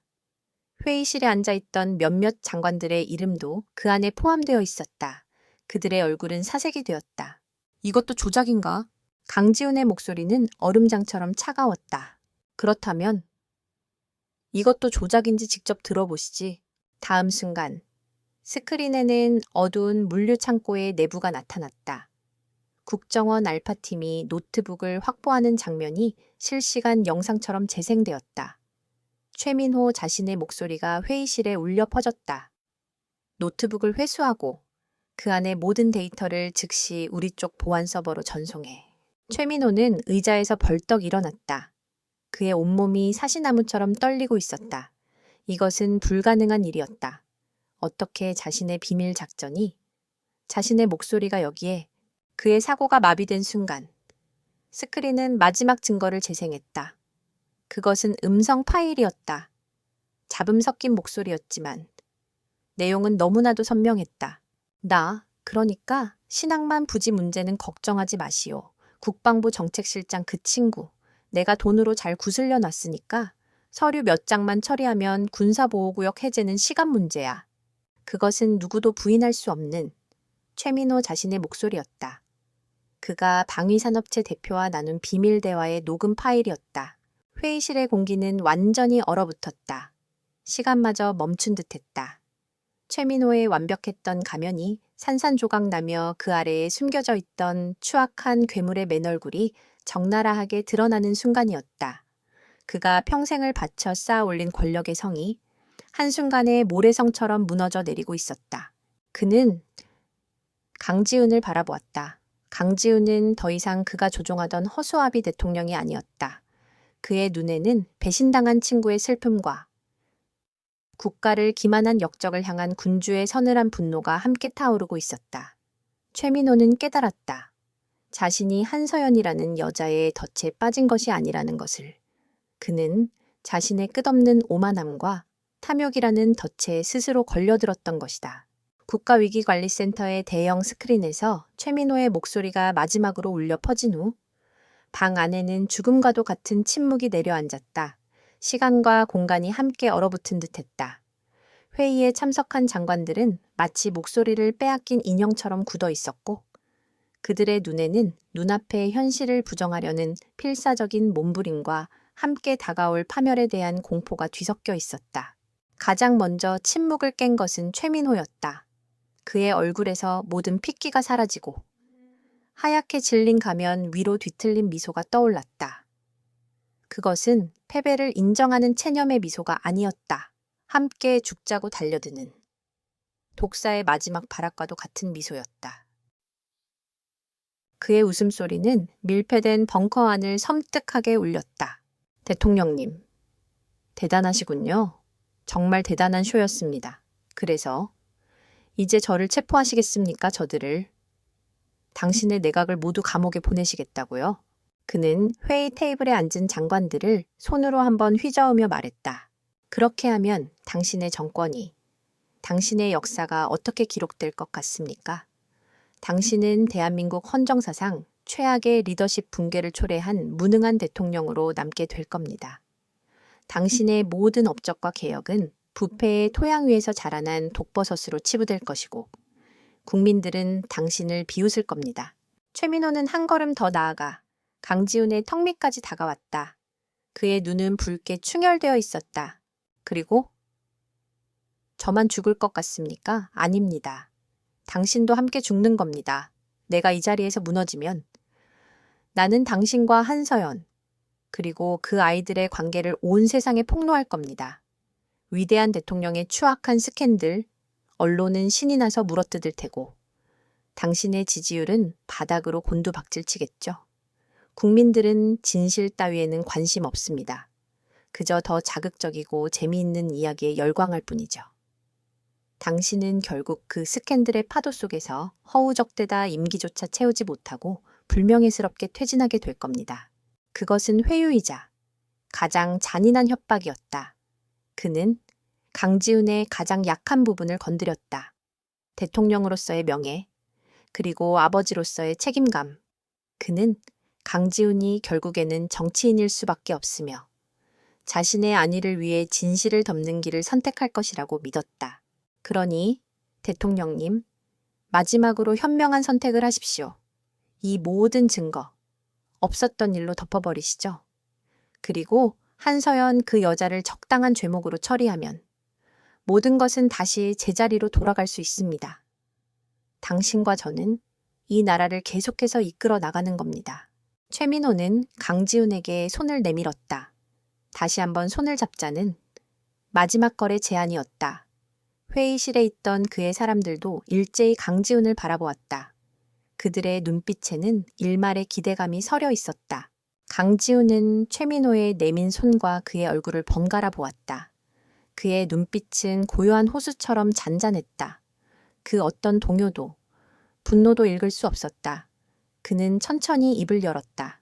최 실장, 자네 말이 맞아? 그 말에 최민호의 얼굴에 희미한 희망이 스쳐 지나갔다. 나는 무능한 대통령이었어. 내 가장 가까운 곳에서 이런 거대한 악이 자라나는 동안 나는 아무것도 보지 못하고 아무것도 듣지 못했지. 내 손으로 임명한 사람들이 내 등 뒤에서 나라를 좀먹는 동안 나는 헛된 이상에 취해 허공에 칼을 휘두르고 있었어. 그 모든 책임은 전적으로 나에게 있네. 그는 자리에서 일어나 최민호를 지나쳐 회의실 중앙으로 걸어 나갔다. 하지만 말이야, 실장, 자네가 한 가지 착각한 게 있어. 강지훈은 몸을 돌려 회의실의 모든 사람들을 둘러보았다. 그의 목소리는 낮았지만 그 안에는 수천 톤의 무게가 실려 있었다. 이 대통령이라는 자리는 내 명예를 지키기 위해 존재하는 자리가 아니야. 자네와 거래를 통해 유지해야 할 만큼 가치 있는 자리도 아니고 이 자리는 국민들이 내게 잠시 맡긴 무거운 신뢰일 뿐이네. 그 신뢰가 거짓과 부패 위에 세워진 것이라면 나는 그 자리에 앉아있을 자격이 없어. 그는 최민호를 똑바로 응시했다. 그의 눈빛은 이제 더 이상 친구나 동지를 향한 눈빛이 아니었다. 국가의 적을 심판하는 최고 통수권자의 서늘한 눈빛이었다. 자네가 무너뜨리려 했던 것은 내 정권이 아니야. 이 나라의 헌법과 민주주의, 그리고 이 정부를 믿어준 국민들의 마음이었어. 나는 오늘 대통령으로서 그 모든 것을 지킬 마지막 의무를 다할 생각이다. 내 정치 인생이 여기서 끝장난다 해도 상관없어. 강지훈의 선언에 최민호의 얼굴에서 마지막 희망의 빛이 사라졌다. 강지훈은 더 이상 그를 보지 않고 자신의 뒤에 서 있는 이진우 경호관을 향해 말했다. 이진우 경호관, 네, 대통령님, 대통령 경호처법 제7조 4항에 의거. 대통령 경호처장 직무대행으로서의 권한을 자네에게 위임한다. 지금 즉시. 경호처 내부 비상작전 프로토콜 청와대 방어를 발동하라. 청와대 방어 프로토콜. 그것은 외부의 적이 아닌 청와대 내부의 반란이나 국가기강을 흔드는 중대 범죄가 발생했을 때 대통령이 직접 경호처를 움직여 사법체계를 대신할 수 있는 마지막 카드였다. 이진우는 한치의 망설임도 없이 자신의 소매에 숨겨진 무선 통신기에 명령을 내렸다. 여기는 이글, 청와대 방어를 발동한다. 즉시 위기관리센터를 장악하고 목표들을 제압하라. 반복한다. 지금 즉시 작전을 개시하라. 그의 말이 끝나기 무섭게 회의실의 모든 출입문이 둔탁한 소리를 내며 외부에서 폐쇄되었다. 그리고 천장에서 작은 소음과 함께 최루 가스를 중화시키는 공기 정화 장치가 돌아가기 시작했다. 대통령님, 지금 무슨 짓입니까? 이건 쿠데타야. 최민호의 사람들이 경악하며 소리쳤다. 그 순간 회의실의 벽과 연결된 비상 출입문들이 동시에 열리며 검은색 특수작전복을 입은 대통령 경호처 직속 대테러팀 CAT 대원들이 소리 없이 진입했다. 그들은 자동 소총으로 무장하고 있었고 그들의 움직임에는 한치의 망설임도 없었다. 혼란은 순식간에 제압되었다. 대원들은 최민호를 비롯해 스크린의 조직도에 이름이 올랐던 장관들에게 신속하게 다가가 그들의 팔을 꺾고 수갑을 채웠다. 최민호 씨, 당신을 내란 예비 음모 및 국가보안법 위반, 특정 범죄 가중처벌법상 뇌물수수 혐의로 현행범 체포합니다. 당신은 변호사를 선임할 수 있으며 미란다 원칙이 낭독되는 소리가 회의실을 울렸다. 최민호는 저항하지 않았다. 그는 모든 것이 끝났다는 것을 알았다. 그는 대원들에게 끌려나가면서 마지막으로 강지훈을 돌아보았다. 그의 눈에는 증오와 경멸이 가득했다. 마치 너는 곧 후회하게 될 것이다 라고 말하는 듯했다. 모든 용의자가 끌려나가고 회의실에는 강지훈과 이진우 그리고 몇 명의 경호대원들만이 남았다. 몇 분 전까지 대한민국의 최고 권력자들이 모여있던 장소라고는 믿을 수 없을 만큼 텅 빈 공간에는 처참한 정적만이 흘렀다. 스크린에는 여전히 최민호의 부패 네트워크가 선명하게 떠 있었다. 강지훈은 텅 빈 의자에 힘없이 주저앉았다. 그는 자신의 손으로 자신의 정부를 무너뜨렸다. 내일부터 대한민국은 극심한 혼란에 빠질 것이다. 하지만 그의 마음은 이상하게도 평온했다. 지난 몇 년간 그를 짓누르던 무거운 갑옷을 벗어 던진 듯한 해방감마저 느껴졌다. 그는 자리에서 일어나 책상 위에 놓인 직통 보안 전화를 들었다. 그리고 익숙하지만 지난 5년간 단 한 번도 누르지 않았던 번호를 눌렀다. 이제 이 모든 폭풍의 시작이자 끝인 그녀에게 모든 것을 알려주어야 했다. 최민호와 그의 세력들이 청와대 지하 벙커에서 속수무책으로 체포되던 그 시각. 한서연은 아이들과 함께 또 다른 안전가옥에 있었다. 그곳은 박성진 변호사가 대통령의 비밀 지시를 받아 마련한 장소로 외부와는 철저히 차단된 군 시설 내의 안가였다. 강지훈은 최후의 결전을 앞두고 그녀와 아이들의 안전을 최우선으로 확보했던 것이다. 그녀는 하데스가 보내준 암호화된 링크를 통해 지하 벙커에서 벌어진 모든 상황을 실시간으로 지켜보고 있었다. 스크린 너머로 펼쳐지는 광경은 그녀가 지난 5년간 머릿속으로 수없이 그려왔던 복수의 완성본이었다.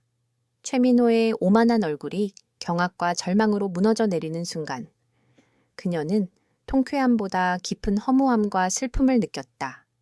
저 괴물을 막기 위해 너무나도 많은 것을 걸어야 했다. 자신의 청춘, 기자의 꿈, 그리고 아이들의 평범한 유년 시절까지도. 강지훈이 이진우 경호관에게 명령을 내리고 경호처 대원들이 벙커를 장악하는 모습을 보며 그녀는 숨을 죽였다. 그는 결국 해냈다.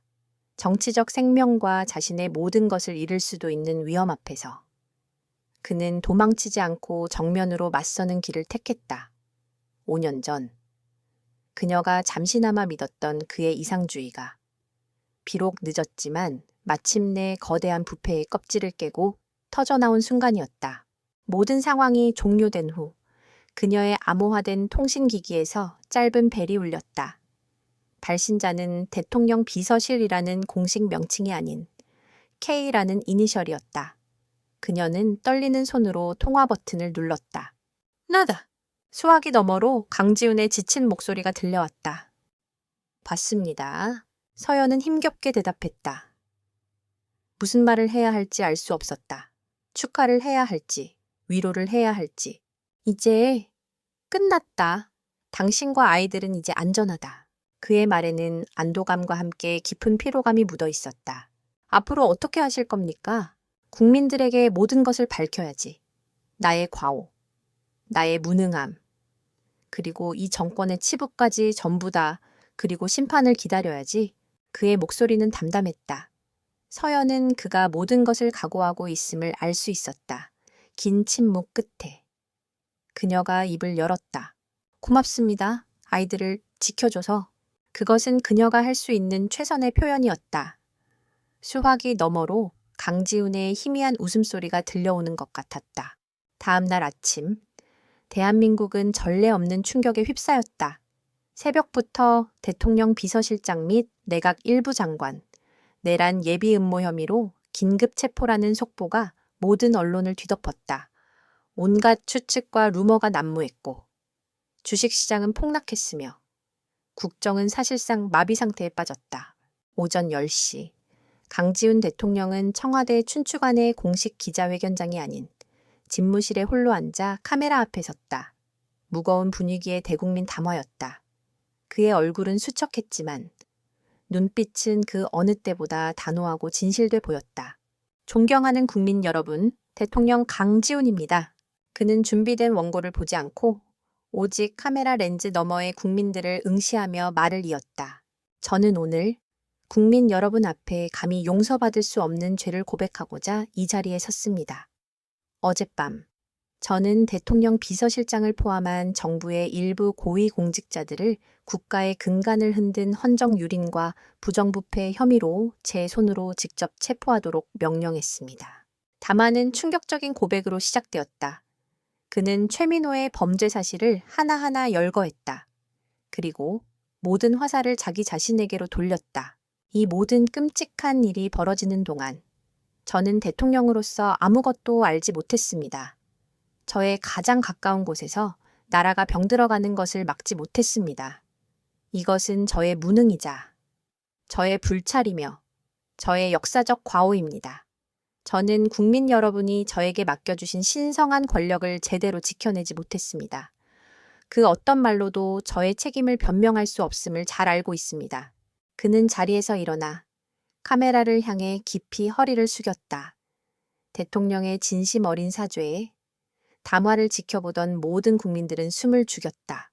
저는 이 사건의 진상을 한 점 의혹 없이 밝히기 위해 대통령의 영향력에서 완전히 독립된 특별검색에 모든 수사권을 넘기겠습니다. 또한 국회에 대통령 자신을 포함한 청와대의 모든 구성원을 조사할 수 있는 국정조사를 요청합니다.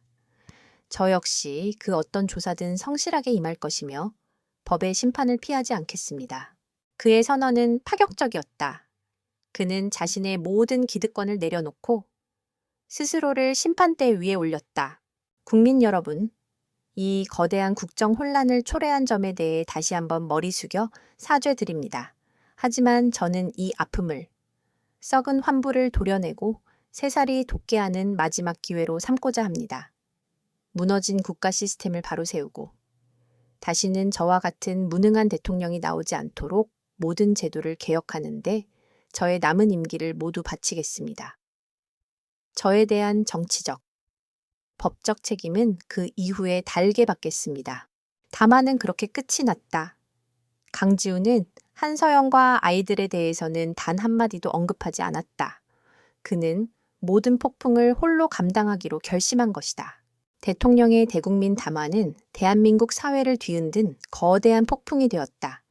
야당은 즉각 대통령의 탄핵을 주장했고 여당은 분열했으며 국민들의 여론은 분노와 혼란, 그리고 일말의 동정심이 뒤섞여 들끓었다. 최민호는 서울 구치소의 좁은 독방에 수감되었다. 값비싼 맞춤 정장 대신 죄수복을 입은 그는 모든 것을 잃었다. 그가 평생을 바쳐 쌓아 올린 돈과 권력의 제국은 하룻밤 사이에 신기루처럼 사라졌다. 그는 묵비권을 행사하며 버텼지만 강지훈이 넘긴 증거는 너무나도 명백하고 방대했다. 특검 수사팀은 그의 모든 비밀 계좌를 동결하고 그와 연루된 모든 사람들을 줄줄이 소환했다. 그의 오만함이 낳은 제국은 그의 오만함 때문에 한순간에 잿더미가 되어 무너져 내렸다. 한서연은 안개서 TV를 통해 이 모든 상황을 지켜보았다. 그녀는 강지훈이 자신과 아이들의 존재를 끝까지 숨겨준 것에 대해 복잡한 감정을 느꼈다. 그것은 그녀를 보호하기 위한 최선의 선택이었지만 동시에 그가 홀로 모든 비난과 책임을 짊어지게 된 것에 대한 미안함이기도 했다. 엄마! TV 아저씨 또 나온다. 아무것도 모르는 아이들이 소파에 앉아 있는 그녀에게 다가왔다. 서연은 TV를 끄고 아이들을 품에 꼭 안았다. 이제 다 끝났어. 아가들아, 이제 아무도 우리를 쫓아오지 않아. 엄마가 약속할게. 그녀의 목소리가 가늘게 떨렸다. 5년, 길고 길었던 어둠의 터널이 마침내 끝나는 순간이었다. 그녀는 더 이상 도망치지 않아도 되었다. 더 이상 두려움에 떨며 잠들지 않아도 되었다. 그녀는 아이들의 맑은 눈을 바라보았다. 이 아이들의 웃음을 지키기 위해 시작했던 싸움. 비록 그 과정에서 온 세상이 뒤집히는 상처를 입었지만 그녀는 후회하지 않았다. 나라 전체가 거대한 폭풍우에 휩싸여 있었지만 역설적으로 그녀의 마음에는 5년 만에 처음으로 고요한 평화가 찾아오고 있었다. 바깥 세상의 혼란은 이제 새로운 질서를 잡기 위한 진통이었다. 그녀는 그 진통이 끝나고 상처가 아문 땅 위에서 아이들이 마음껏 뛰어놀 수 있기를 조용히 기도했다. 주요한 외부의 갈등은 끝났다. 이제 남은 것은 시간의 파도 속에서 흩어졌던 개인들의 삶을 다시 꿰어 맞추는 일뿐이었다. 그로부터 6달의 시간이 흘렀다. 대한민국을 송두리째 뒤흔들었던 청와대 게이트의 광풍은 점차 잦아들고 그 상처 위로 더디지만 새로운 질서가 자리 잡기 시작했다. 최민호를 비롯한 부패 세력들은 특별검사의 강도 높은 수사 끝에 법의 엄중한 심판을 받았다. 수십 년의 중형이 선고되었고 그들이 불법으로 축적한 재산은 모두 국고로 환수되었다. 강지훈 대통령은 국회의 탄핵 소추안을 가까스로 피했다. 스스로 모든 것을 고백하고 수사에 적극적으로 협조한 점, 그리고 무엇보다 국가 시스템을 바로잡으려는 그의 진심 어린 노력이 국민들의 마음을 움직인 결과였다. 그의 지지율은 역대 최저치로 떨어졌지만 역설적으로 국민들은 가장 정직하지만 가장 무능했던 대통령이라는 복잡한 시선으로 그를 바라보기 시작했다. 그는 권력을 잃었지만 신뢰를 회복할 기회를 얻었다. 한서영과 아이들은 서울을 떠나 5년간 살았던 남쪽의 작은 바닷가 마을로 돌아왔다. 더 이상 숨어 지낼 필요가 없었지만 아이들에게 가장 익숙하고 안정적인 환경을 되찾아주고 싶었기 때문이었다. 파도가 하얗게 부서지는 작은 해변과 짠내 섞인 바람이 불어오는 마당이 있는 집. 그곳에서 세 사람은 비로소 진짜 평범한 일상을 되찾았다. 오늘도 그 평범한 일상 속으로 조금은 특별한 손님이 찾아왔다. 주말마다 서울에서 내려오는 강지훈이었다. 그는 더 이상 수행원이나 경호원을 대동하지 않았다. 낡은 국산차를 직접 운전해 평범한 옷차림으로 조용히 찾아왔다. 그는 대통령으로서가 아니라 아버지로서 이곳에 오는 법을 배우고 있었다. 아빠 여기. 하준이가 모래사장에서 연을 들고 그를 향해 손을 흔들었다. 아이의 입에서 아빠라는 단어가 처음 나왔을 때 강지훈은 차 안에서 한참 동안 눈물을 흘렸었다. 그 한마디는 그가 지난 몇 달간 겪었던 모든 정치적 고통과 비난을 씻어주는 구원이었다. 그래, 우리 하준이. 바람이 좋은데 오늘은 연희안을 끝까지 닦겠는걸. 강지훈은 어색하게 웃으며 하준이에게 다가갔다. 그는 여전히 아이들을 대하는 것이 서툴렀다. 평생을 정책 보고서와 씨름하고 치열한 정치 투쟁 속에서 살아온 그에게 아이들의 눈높이에 맞춰 연을 날리는 일은 국가 예산안을 통과시키는 것보다 훨씬 더 어려운 과제였다. 연은 몇 번이나 모래사장 위로 곤두박질 쳤다. 그때마다 하준이는 실망하는 대신 까르르 웃으며 다시 연을 집어들었다. 그 모습을 보며 강지우는 중요한 것을 깨달았다. 아이들에게 중요한 것은 연이 얼마나 높이 나느냐가 아니라 아빠와 함께 연을 날리기 위해 애쓰는 그 시간 자체라는 것을. 해변의 다른 한쪽에서는 혜운이가 서연과 함께 조개 껍데기를 줍고 있었다. 혜운이는 예쁜 조개를 주울 때마다 엄마에게 한번 보여주고 멀리서 연과 씨름하는 아빠를 한번 쳐다보았다. 아이의 눈에는 더 이상 낯선 아저씨를 향한 경계심 대신 조금씩 쌓여가는 유대감과 애정이 담겨 있었다. 서연은 그런 아이들과 강지훈의 모습을 조금 떨어진 파라솔 아래에서 조용히 지켜보고 있었다. 그녀의 마음은 잔잔한 파도처럼 평온했다. 지난 6개월은 그녀에게도 회복의 시간이었다. 그녀는 더 이상 복수를 꿈꾸거나 미래를 걱정하지 않았다. 그저 아이들의 웃음소리를 듣고 따스한 햇볕을 느끼는 현재의 순간에 충실했다. 저녁이 되자 그들은 집으로 돌아왔다. 서연이 저녁을 준비하는 동안 강지우는 아이들에게 책을 읽어주었다. 동화 속 왕자님과 공주님 이야기에 아이들은 완전히 빠져들었다. 강지훈의 목소리는 국회에서 연설할 때처럼 힘있지는 않았지만 세상에서 가장 다정하고 따뜻한 울림을 가지고 있었다. 그 모습을 바라보던 서연의 입가에 자신도 모르게 옅은 미소가 번졌다. 아이들이 잠든 후 두 사람은 마당의 작은 나무 의자에 나란히 앉았다. 밤바다의 파도 소리가 유일한 배경음악이었다. 어색한 침묵이 잠시 흘렀다.